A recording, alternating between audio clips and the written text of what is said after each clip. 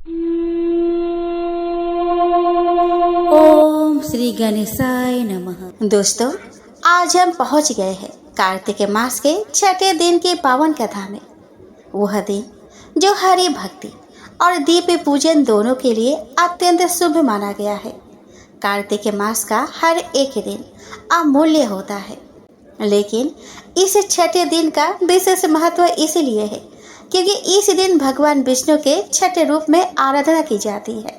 कहा गया है कि जो भक्त इस दिन तुलसी वन में दीप जलाता है वह अनगिनत जन्मों के पापों से मुक्त होकर मोक्ष का अधिकारी बनता है। इस दिन की कथा सुनने मात्र से मन के विकार मिट जाते हैं, हृदय में भक्ति का प्रकाश फैल जाता है और जीवन में हर अंधकार का अंत हो जाता है। कहा गया है कि जो भक्त कार्तिक मास के छठे दिन स्नान कर दीपदान कर भगवान विष्णु और तुलसी माता की कथा श्रद्धा से सुनता है, उसके घर में सदा सुख, समृद्धि और सौभाग्य का वास रहता है। तो आइए आज के इस शुभ अवसर पर हम सभी मिलकर भक्ति, श्रद्धा और विश्वास के साथ सुने कार्तिक मास के छठे दिन की यह पवित्र कथा, जो हमें सिखाती है कि हर दीपक की लौ में भगवान का ही प्रकाश बसता है। तो प्रेम से बोलिए जय तुलसी माता की। शौनक आदि ऋषियों ने सूत जी से पूछा कि सूत जी, देवऋषि नारद के जाने के उपरांत महर्षि व्यास जी ने क्या किया। सूत जी ने कहा कि हे ऋषिवर, नारद जी के जाने के उपरांत बद्रिका आश्रम में बैठकर व्यास जी ने श्री कृष्ण के चरित्र और लीलाओं को लेकर श्रीमद् भागवत नामक महापुराण की रचना की और उसे अपने पुत्र श्री सुखदेव जी को कंठस्थ कराया। उन्होंने भी पूर्ण मनोयोग से इस ग्रंथ का अध्ययन किया। सूत जी ने कहा कि हे ऋषिवर, अब मैं आपके सम्मुख वह कथा कहता हूँ जिसके कारण राजा परीक्षित को गंगा तट पर अनशन करना पड़ा और श्री सुखदेव जी द्वारा श्रीमद् भागवत की कथा कहकर राजा परीक्षित को मोक्ष की प्राप्ति हुई। इस कथा में भगवान श्री कृष्ण के जीवन की अनेकों कथाओं का वर्णन आता है और उनके द्वारा प्रतिपादित धर्म का संदेश भी इनमें निहित है। जिस समय महाभारत युद्ध में कौरवों को और पांडवों के दोनों पक्षों के अधिकांश वीर गति को प्राप्त कर चुके और भीमसेन के प्रहार से दुर्योधन की जांघ टूट चुकी, तब अश्वत्थामा ने अपने मित्र दुर्योधन का प्रिय करने के लिए द्रौपदी के 5 पुत्र को मार डाला था। उस समय वे सो रहे थे। अश्वत्थामा ने उन्हें ही पांडव समझ लिया था। रात्रि के अंधकार में वह उन्हें पहचान नहीं पाया था। यह घटना दुर्योधन को भी बहुत अप्रिय लगी। उसकी दृष्टि में सोते व्यक्ति का वध करना जघन्य नीच कर्म था। उन बालकों के वध से उनकी माता द्रौपदी विलाप करने लगी। अर्जुन ने द्रौपदी को सांत्वना देते हुए क्रोध में भरकर कहा कि हे कल्याणी, मैं तुम्हारे आंसू तभी पूछूंगा जब उस आपताई नीच ब्राह्मण का सिर काटकर तुम्हें भेंट नहीं कर दूंगा। पुत्रों की अंत्येष्टि के बाद तुम उस पर पैर रखकर स्नान करना। ऐसा कहकर अर्जुन अपने मित्र श्री कृष्ण को अपना सारथी बनाकर गुरुपुत्र अश्वत्थामा को ढूंढने निकल पड़े। जब अश्वत्थामा ने अर्जुन को अपनी ओर आते देखा तो उसने अपनी रक्षा के लिए ब्रह्मास्त्र का प्रयोग करने का विचार किया। वह उसे चलाना तो जानता था, पर वापस लौटाने की विधि उसे मालूम नहीं थी। परंतु उसने अपने प्राणों पर संकट आया देखकर ब्रह्मास्त्र का संधान किया। उसके संधान करते ही समस्त दिशाओं में प्रचंड तेज फैल गया। अर्जुन को लगा कि यदि अश्वत्थामा ने ब्रह्मास्त्र चला दिया तो उसके प्राण निश्चित रूप से संकट में पड़ जाएंगे। उसने तत्काल श्री कृष्ण से उसकी काट का उपाय पूछने के लिए प्रार्थना की। भगवान श्री कृष्ण ने कहा कि हे पार्थ, यह अश्वत्थामा का छोड़ा गया ब्रह्मास्त्र अमोघ है, इसकी कोई काट नहीं है, इसे ब्रह्मास्त्र से ही रोका जा सकता है। तब अर्जुन ने भगवान की परिक्रमा करके ब्रह्मास्त्र का संधान किया। दोनों ब्रह्मास्त्रों के टकराने से मानो प्रलय आ गई। सर्वत्र अग्नि वर्षा होने लगी। भयानक रव आकाश में गूंजने लगा। उस अग्नि से प्रजा का नाश होते देखकर श्री कृष्ण की अनुमति से अर्जुन ने दोनों ही बाणों को वापस लौटा लिया, परंतु अर्जुन का क्रोध शांत नहीं हुआ। उसने झटपट अश्वत्थामा को पकड़ लिया और उसे बांधकर अपने शिविर की ओर ले गया। श्री कृष्ण ने कहा कि हे अर्जुन, यह नीच ब्राह्मण है। ऐसे नीच ब्राह्मण को मारने में अधर्म नहीं है, इसे मार डालो। परंतु अर्जुन ने उसे नहीं मारा और कहा कि हे माधव, यह गुरुपुत्र है। यद्यपि इसने सोते हुए मेरे पुत्र को मारकर जघन्य पाप किया है, फिर भी इसका वध करने को मेरा मन नहीं करता।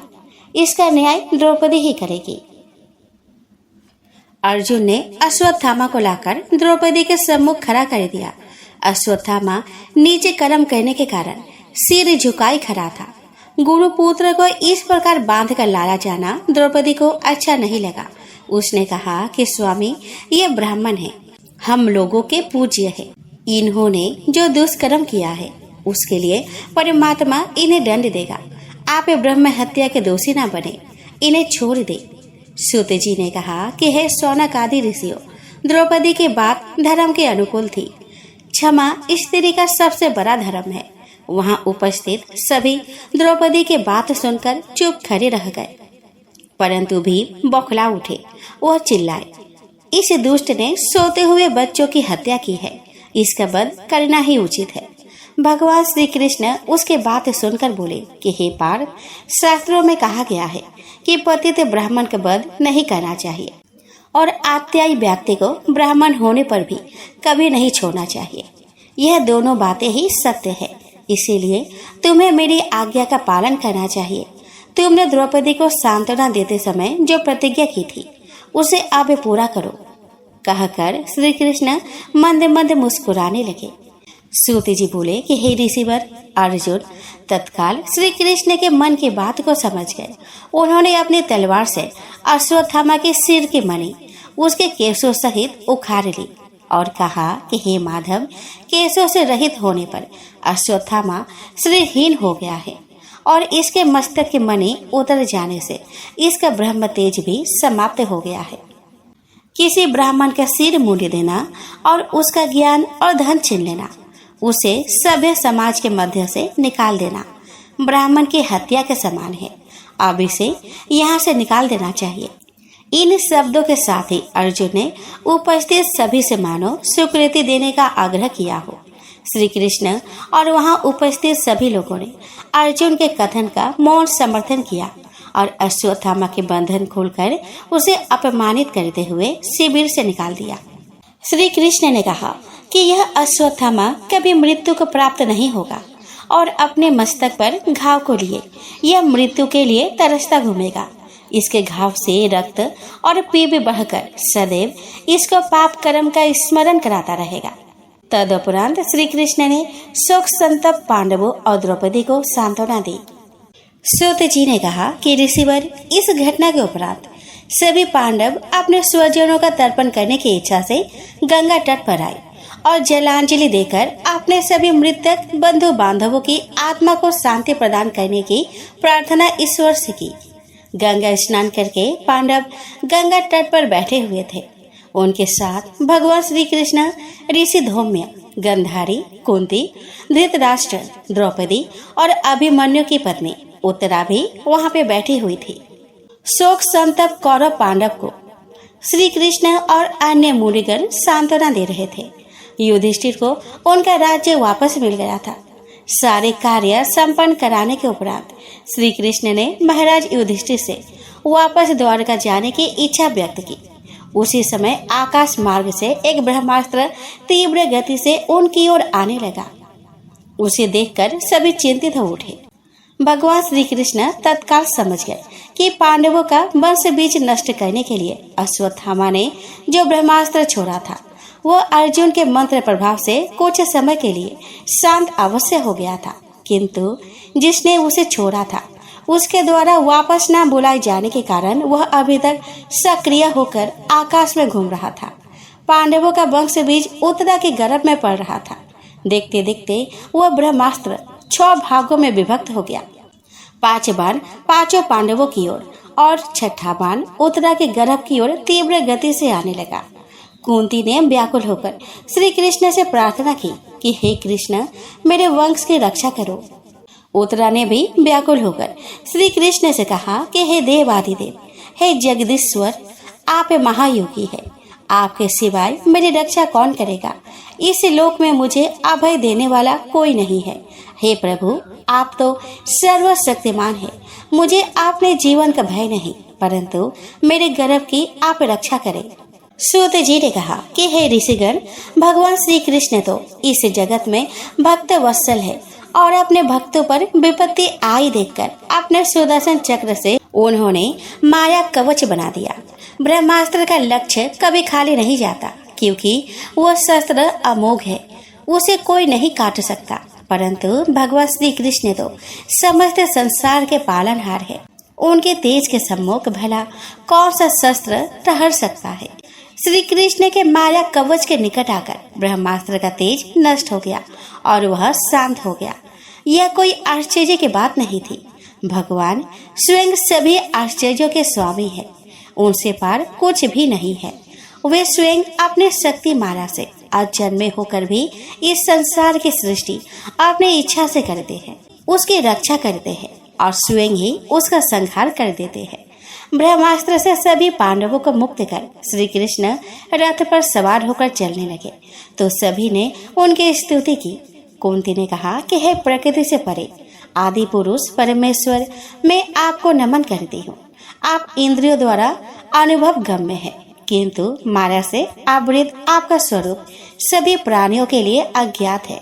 मैं अबोध नारी, आप अविनाशी पुरुषोत्तम को भला कैसे जान सकती हैं। आप शुद्ध हृदय, विचारशील, निष्पाप, जीवन मुक्त परम हंसों के हृदय में अपने प्रेम भक्ति का सृजन करने के लिए ही इस धरती पर अवतीर्ण हुए हैं। फिर हम अल्प बुद्धि लोग आपको कैसे पहचान सकते हैं।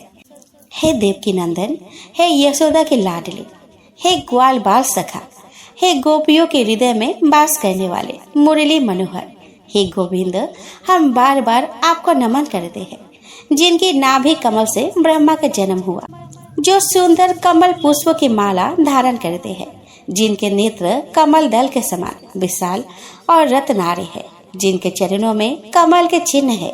हे ऋषिकेश, आप सर्वशक्तिमान हैं, आपकी शोभा का बखान मैं नहीं कर सकती। आपके गुणों की कोई क्षमता नहीं है, आप दुखी जन के उद्धारक है। मैं बार बार आपको नमन करती हूँ। हे कृष्ण, मैं आपको अनादि अनंत सर्वव्यापक, सभी की नियता, सभी के काल रूप परमेश्वर मानती हूँ। संसार के सभी चर चेतन जीवों में आपकी ही सत्ता विद्यमान है। यह सारा संसार आपकी लीला से ही निरंतर गतिमान है। आपका न कोई प्रिय है न अप्रिय, आप सभी में समय भाव से स्थित है। आप ही विश्व रूप हो और विश्वात्मा हो। आप न जन्म लेते हो न कोई कर्म करते हो, फिर भी समस्त जीवों में रहकर आप जन्म लेते हो, कर्म करते हो। यह आपकी कैसी लीला है प्रभु। आपके बाल छवि पर मैं बार बार बलिहारी जाती हूँ। हे भक्तवत्सल, अब हम आश्रितों को छोड़कर आप जाना चाहते हैं। अब हमें यहाँ कौन सहारा देगा। हे प्रभु, जैसे गंगा की अखंड धारा समुद्र में गिरती है, वैसे ही मेरी बुद्धि कहीं और न जाकर आपके प्रति ही प्रेमा भक्ति के सागर में गिरती है। हे कृष्ण, अपने प्रिय सखा अर्जुन को छोड़कर तुम कहाँ जा रहे हो। तुम्हारा वियोग हमसे सहा नहीं जाएगा। सूत जी कहते हैं कि इस प्रकार कुंती के प्रेम पूर्ण वचनों को सुनकर भगवान श्री कृष्ण मंद मंद मुस्कुराने लगे और बोले कि अच्छा बुआ, चलो मैं तुम्हारे साथ हस्तिनापुर चलता हूँ, वहाँ कुछ दिन रुक कर ही द्वारका जाऊंगा। सूत जी कहते हैं कि इस प्रकार कुंती के प्रेम पूर्ण वचनों को सुनकर भगवान कृष्ण मंद मंद मुस्कुराने लगे और बोले कि अच्छा बुआ, चलो मैं तुम्हारे साथ हस्तिनापुर चलता हूँ, वहाँ कुछ दिन रुक कर ही द्वारका जाऊंगा। श्री कृष्ण उनके साथ हस्तिनापुर आ गए और कुछ दिन उनके पास रहे। वहाँ अपनी बहन सुभद्रा आदि से विदा लेकर जब वे जाने के लिए पूरा तैयार हुए तो राजा युधिष्ठिर ने प्रेम पूर्वक आग्रह करके उन्हें रोक लिया। हे शौनकादि ऋषियों, धर्मपुत्र राजा युधिष्ठिर को अपने स्वजनों के वध से बड़ी पीड़ा हो रही थी। वे प्राय शोक में डूबे रहते थे। मैं भी कितना दुरात्मा हूँ, अज्ञानी हो, मैंने सियार कुत्तों के आहार के लिए असंख्य सेना का विनाश करा डाला। मैंने अपने सभी प्रिय बंधुजन और परिजन से द्रोह किया है। करोड़ों वर्ष तक नरकवास करने के उपरांत भी मेरी मुक्ति नहीं हो सकती।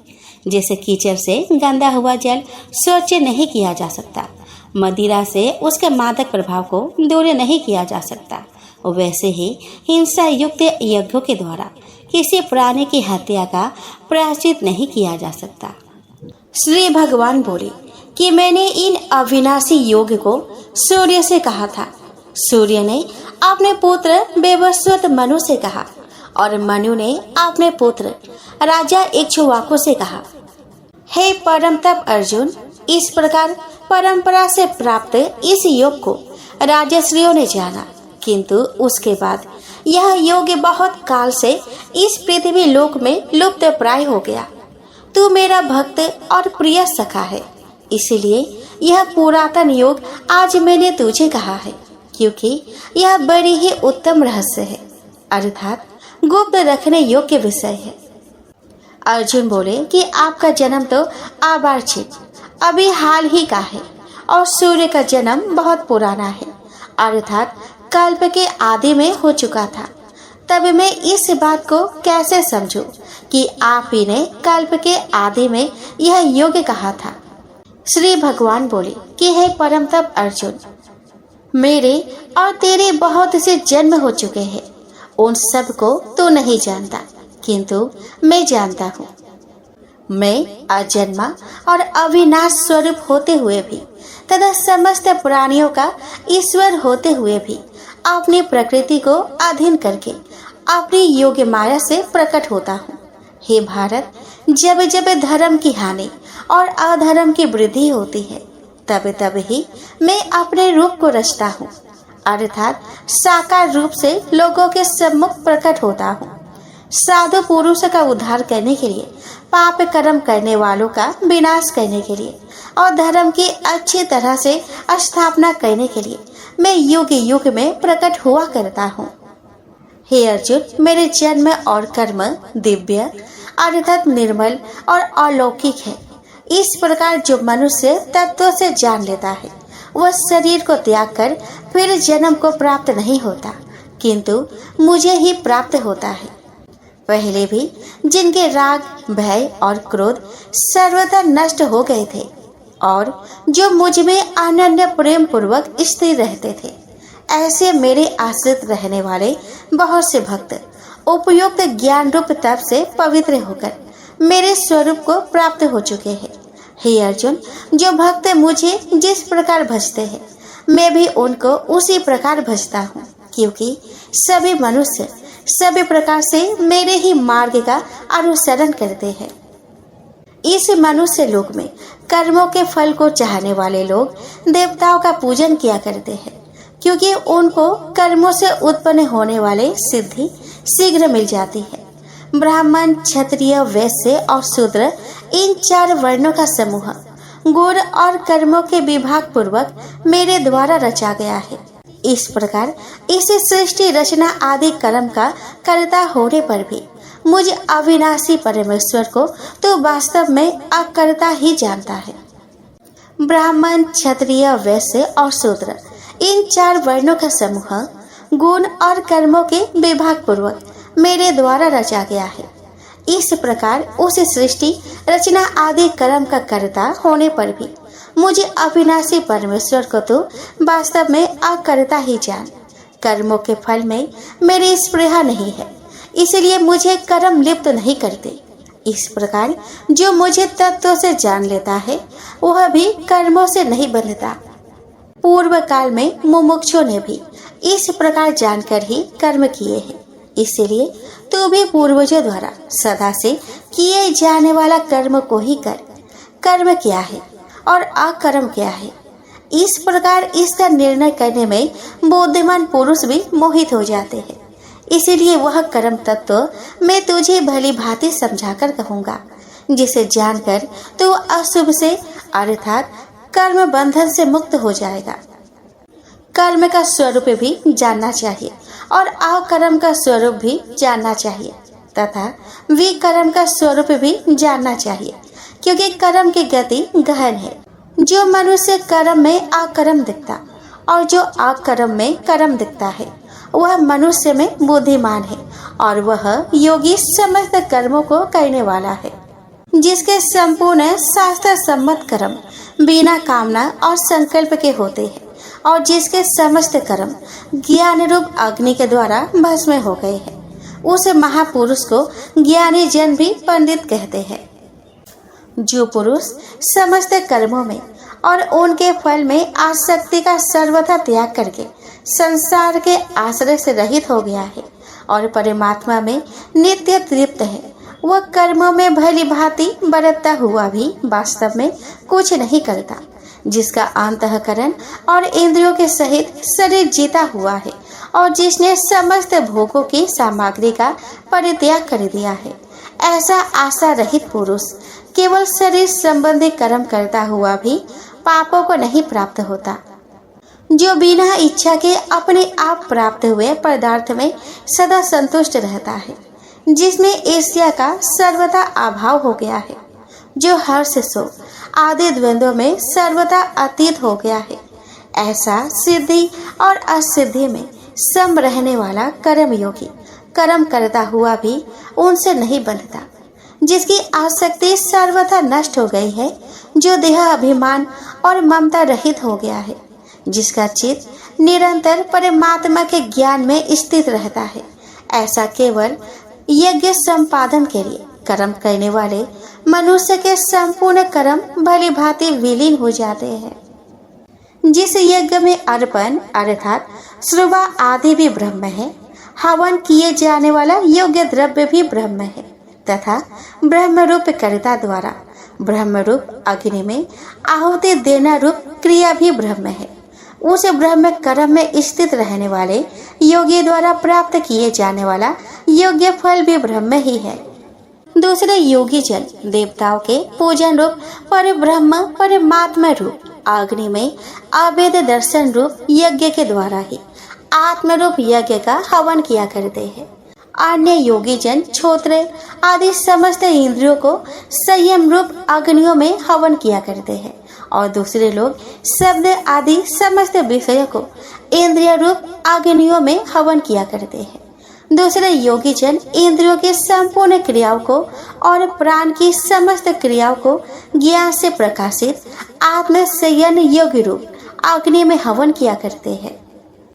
कई पुरुष द्रव्य संबंधी यज्ञ करने वाले हैं, कितने ही तपस्या रूप यज्ञ करने वाले हैं तथा दूसरे कितने ही योग रूप यज्ञ करने वाले हैं, कितने ही अहिंसा आदि तीक्ष्ण व्रतों से युक्त यत्नशील पुरुष स्वाध्याय रूप ज्ञान यज्ञ करने वाले हैं। दूसरे कितने ही योगी जन अपान वायु में प्राण वायु को हवन करते हैं। जिस तरह अन्य योगी जन अपान वायु में प्राण वायु को निवास करते हैं, उसी प्रकार अन्य योगी जन अपान वायु में अपान वायु को निवास करते हैं तथा अन्य ऐसे ही नियमित आहार करने वाले लोग प्राणायाम और परायण पुरुष प्राण और अपान की गति को रोककर प्राणों में प्राणों को निवास करते हैं। ये सभी साधक यज्ञों द्वारा पापों का नाश कर देने वाले और यज्ञों को देखने वाले होते हैं। हे कुरु श्रेष्ठ अर्जुन, यज्ञ से बालक रूप हुए अमृत रूप अन्न का भोजन करने वाले योगी जन सनातन परमात्मा को प्राप्त करते हैं और यज्ञ न करने वाले पुरुषों के लिए तो यह मनुष्य लोक भी सुखदायक नहीं है, फिर परलोक कैसे सुखदायक हो सकता है। इसी प्रकार और भी बहुत तरह के यज्ञ वेद के वाणी में विस्तार से कहे गए हैं। उन्तु मन इंद्रिय और शरीर की क्रिया द्वारा मूल्यांकन होने वाला ज्ञान इस प्रकार तत्वों से जानकर उनके अनुष्ठान द्वारा तो कर्तव्य बंधन से सर्वथा मुक्त हो जाएगा। हे परम तप अर्जुन, द्रव्यमय यज्ञ की विशेषता ज्ञान यज्ञ अत्यंत श्रेष्ठ है तथा यवन मात्र संपूर्ण कर्म ज्ञान समाप्त हो जाता है। उस ज्ञान को तो तत्व ज्ञान ज्ञानियों के पास समझ उनके सेवा करने से और कपट ठीक करने से पहले ज्ञानी महात्मा उस तत्व ज्ञान का उपदेश करेंगे। फिर भी इस प्रकार जानने से मोह प्राप्त नहीं होगा। तथा हे अर्जुन, जैसे ज्ञान के द्वारा तो संपूर्ण भूतों को निश्चेष भाव से पहले अपने में और पीछे मुझे सच्चिदानंद घन भगवान में देखेगा। यदि तू अन्य सभी पापियों से भी अधिक पाप करने वाला है तो तू भी ज्ञान रूप तत्व द्वारा निस्संदेह संपूर्ण पाप समुद्र से मुक्ति की ओर जाएगा। क्योंकि हे अर्जुन, जैसे अग्नि जलाने वालों को भस्म कर देती है, वैसे ही ज्ञान रूप अग्नि संपूर्ण कर्मों को भस्म कर देती है। इस संसार में ज्ञान के समान पवित्र करने वाला निस्संदेह कुछ भी नहीं है। उस ज्ञान को कितने ही काल से कर्म योग के द्वारा शुद्धांतकरण हुआ मनुष्य अपने आत्मा में ही पाता है।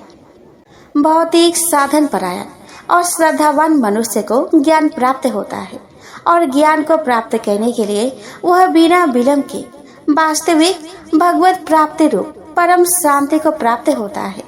विवेकहीन और श्रद्धा रहित संशय युक्त मनुष्य परमार्थ से अपवित्र हो जाता है। ऐसे संशय युक्त मनुष्य के लिए ना यह लोक है, न परलोक है और न सुख है। हे धनंजय, जिसने कर्म योग की विधि से सभी कर्मों को भगवान को अर्पण कर दिया है और जिसने विवेक के द्वारा सभी संशय का नाश कर दिया है, ऐसे वश में किए गए अंतःकरण पुरुष वाले को कर्म नहीं छोड़ते। इसीलिए हे भारतवंशी अर्जुन, तो हृदय में स्थित इस अज्ञानवश अपने संशय का विवेक ज्ञान रूप तलवार द्वारा छेदन करके समतत्व रूप कर्म योग में स्थित हो जा और युद्ध के लिए खड़ा हो जा।